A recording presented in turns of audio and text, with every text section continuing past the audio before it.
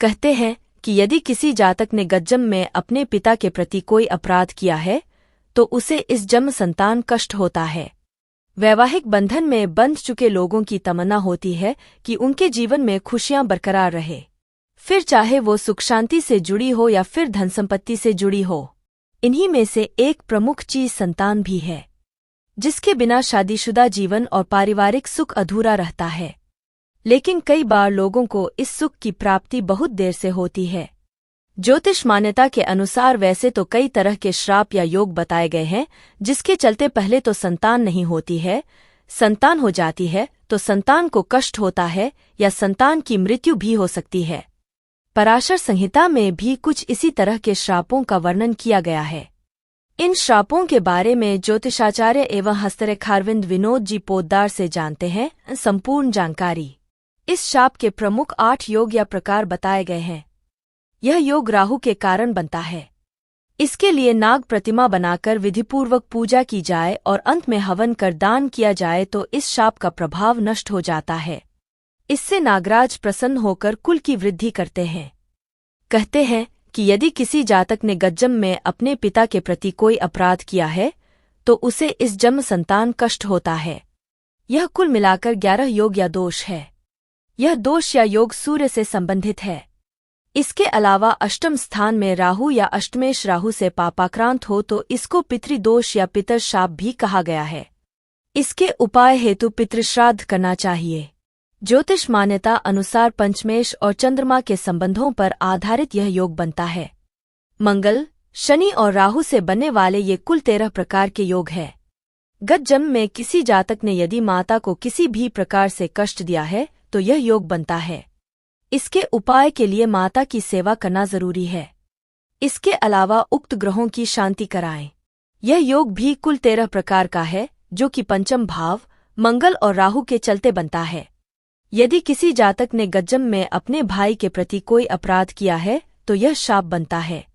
इसके उपाय हेतु हनुमान चालीसा का नित्य पाठ करें, हरिवंश पुराण का श्रवण करें, चांद्रायण व्रत करें, पवित्र नदियों के किनारे शालिग्राम के सामने पीपल वृक्ष लगाएं तथा पूजन करें।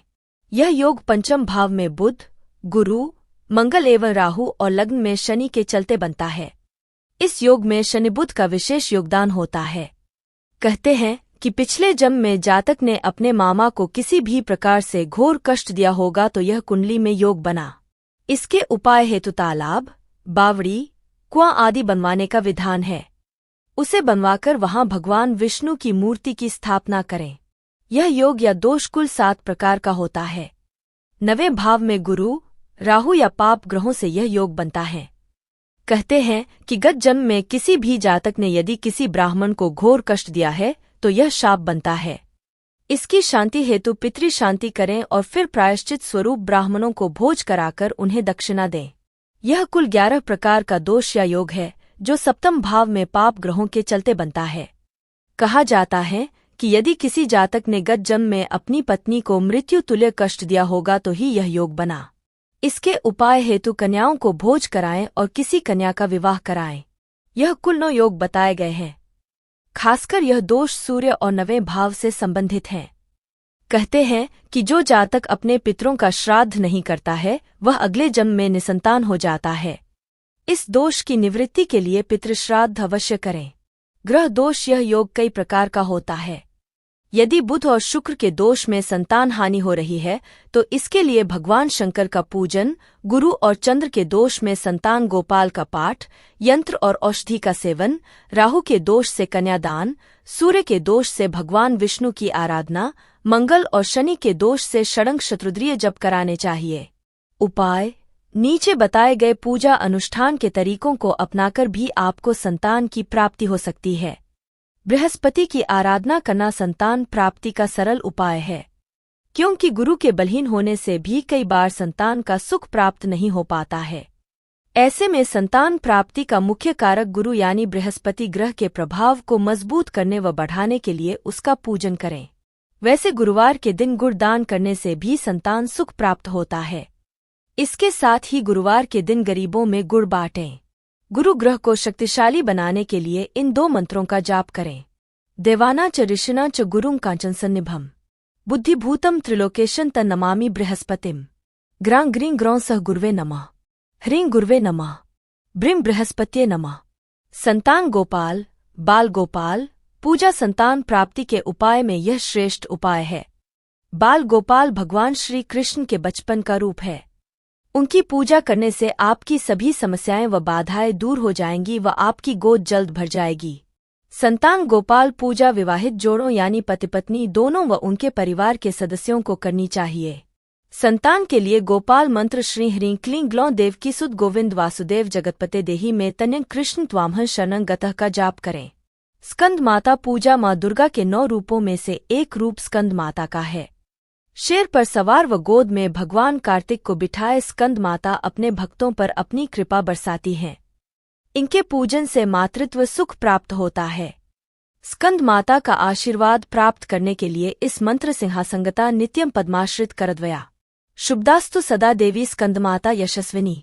षष्ठी पूजा स्कंद माता के साथ साथ भगवान सुब्रमण्यम अर्थात कार्तिकेय की षष्ठी पूजा करने से भी संतान से संबंधित नकारात्मक प्रभाव खत्म होते हैं और संतान प्राप्ति के रास्ते में आ रही बाधाएं दूर होती हैं। षष्ठी पूजा मंत्र कार्तिकेय विद्महे शक्ति हस्ताय धीमहि तन्नो स्कंद प्रचोदयात का प्रतिदिन जाप करें। पितृदोष का करें उपाय। अनेक परिवारों में उनके पूर्वजों के अंतिम संस्कार के दौरान कुछ अनुष्ठान ठीक से न करने पर भी संतान संबंधित समस्याएं हो सकती हैं। इस पितृदोष को मिटाने के लिए पूर्वजों का विधि पूर्वक श्राद्ध करें। इन अनुष्ठानों को करने से बच्चों के जन्म से संबंधित रुकावटें व बाधाएं दूर होंगी। पितृदोष का पूजन करना संतान प्राप्ति का श्रेष्ठ उपाय है। गर्भ गौरी रुद्राक्ष माँ गौरी व उनके पुत्र श्री गणेश को दर्शाता है। गौरी शंकर रुद्राक्ष की तरह ही गर्भ गौरी रुद्राक्ष के भी 2 भाग होते हैं। पहला भाग दूसरे के मुकाबले छोटा होता है। बड़े आकार वाला रुद्राक्ष माता गौरा यानी पार्वती को दर्शाता है, जबकि छोटे आकार वाला रुद्राक्ष भगवान गणेश को इंगित करता है। ये उन महिलाओं के लिए बहुत लाभकारी है जिन्हें गर्भपात का भय है और जो मातृत्व सुख को प्राप्त करने के लिए विचलित हैं। जीवन में प्रसन्नता एवं संतुष्टि प्राप्त करने के लिए गर्भगौरी रुद्राक्ष को गले में धारण कर सकती हैं। इससे महिलाओं को ममता का सुख अवश्य प्राप्त होगा। प्राचीन ग्रंथों के अनुसार गर्भगौरी रुद्राक्ष बहुत शुद्ध होता है और इसके प्रभाव से सकारात्मक ऊर्जा का उत्सर्जन होता है। वो महिलाएं जो गर्भ धारण नहीं कर पा रही या जिन्हें गर्भपात का डर है, वे गर्भगौरी रुद्राक्ष धारण कर सकती हैं। ये माँ और संतान के बीच के संबंधों को भी गहरा करता है। संतान प्राप्ति के उपाय में गर्भगौरी रुद्राक्ष धारण करना अच्छा माना गया है। अपने पूजा स्थल पर गर्भगौरी रुद्राक्ष को स्थापित करके 108 बार नमः शिवाय का जाप करने से भी लाभ प्राप्त होता है।